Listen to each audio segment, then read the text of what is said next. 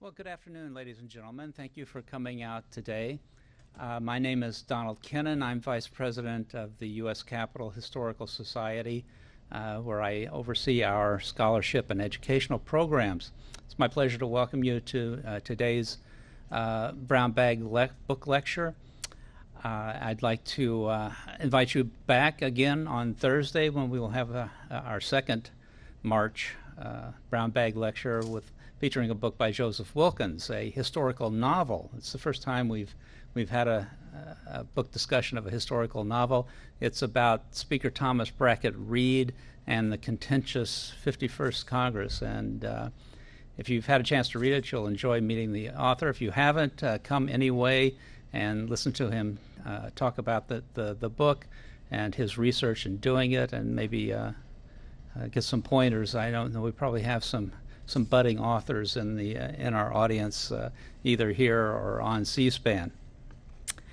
Let me just briefly introduce today's author so we can get right into the program. I would mention that there is an article by our speaker, Guy Gugliotta, in our current edition of our Capitol Dome magazine. There are copies of it in the back. Please pick one up on your way out.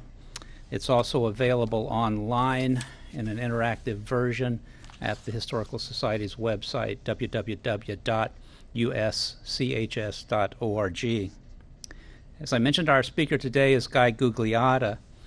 After commanding a swift boat in South Vietnam, he became a journalist who has covered Latin America, served 16 years as a national reporter for the Washington Post, and has written extensively on science and policy issues for a variety of publications, including the New York Times, National Geographic, Wired, Discover, and the Smithsonian.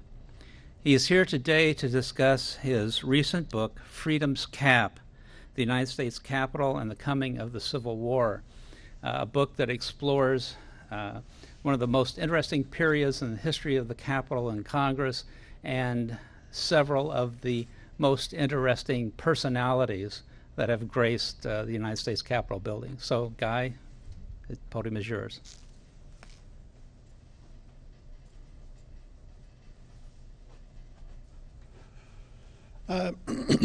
Thanks, Don. Can everybody hear me okay? I am pleased to be here, and the last time I was here it was to ask Don for money, and he and the Capitol Historical Society provided me with two very nice grants to help me with the research on this book. I came to this project in 1998. I was covering the Congress for the Washington Post at that time, and it was the middle of the President Clinton's impeachment troubles. He had troubles with Monica Lewinsky. Newt Gingrich had troubles with his second wife. It was an interesting time. I was covering the House Judiciary Committee and its chairman, Henry Hyde, and the committee's efforts to arrive at an indictment against President Clinton. We had been working for,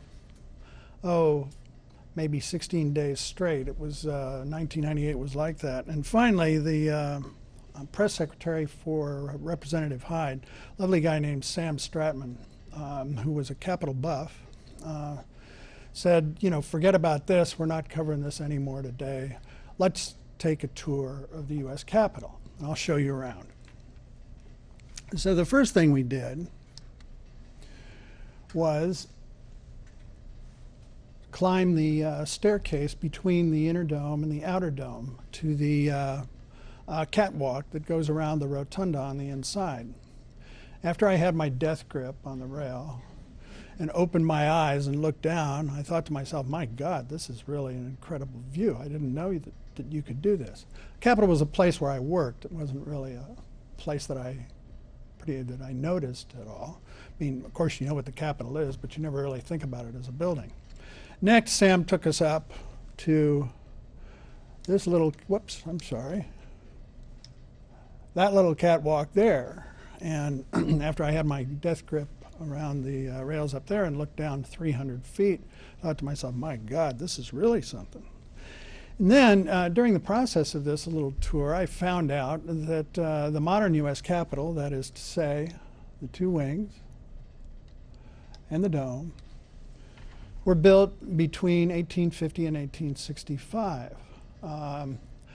This was, to me, an incredible thing because I knew the U.S. Capitol as sort of the iconic image of Republican democracy throughout the world, and it absolutely amazed me that this building had been created, had been made into its modern image during a time when the greatest democratic republic in the world was pretty much going down the tubes, and stayed there. So that's how I got into the project. I think, so what we're going to talk about is getting to here from here. This is the original Capitol. It is now the center section. I'm sure you recognize it. You can't see too well, but there's lovely grounds here in the front. Nice approach, beautiful rotunda. The Capitol was a magnificent tourist attraction in 1850, just like it is now. And people could wander up the stairs, wander into the rotunda, talk to their senators and congressmen, and everybody sort of mingled happily and bought sandwiches from peddlers that were walking around inside. There are a couple things, actually several things wrong with the Capitol, however. This is the Senate, a intimate room, very good to watch speeches from. It was not good for spectators. Charles Bulfinch, Benjamin Latrobe designed the Senate chamber. Charles Bulfinch put up this balcony, 2 rows, but it's semi-permanent and it only accommodated a few people. This was interesting because the Senate and the senators were the rock stars of the 1850s. Their debates were taken down in verbatim.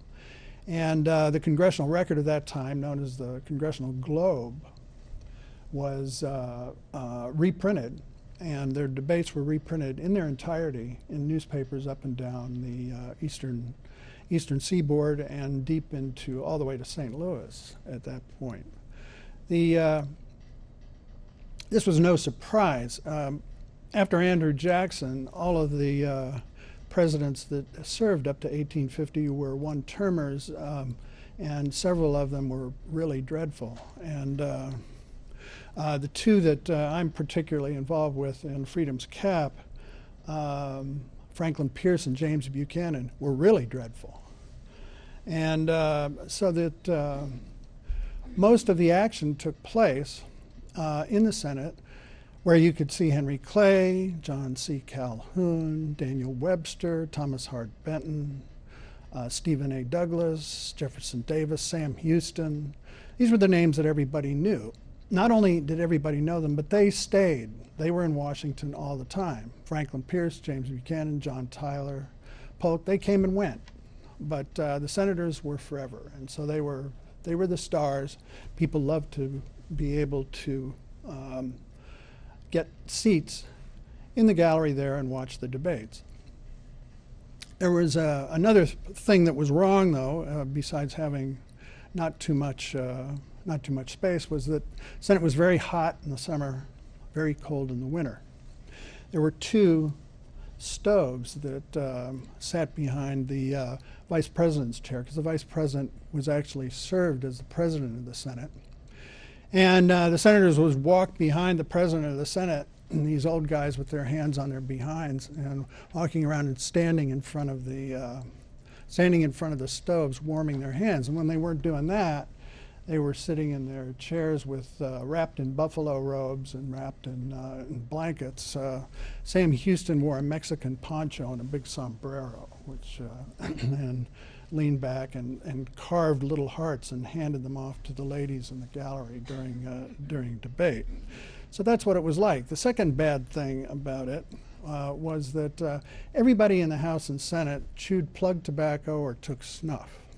And This was never remarked upon in any of the newspapers or in any of the contemporary accounts from American authors. But every single foreigner that I ever encountered that wrote memoirs or wrote a story about this was one of the first things that they commented on. Charles Dickens said, when you go to the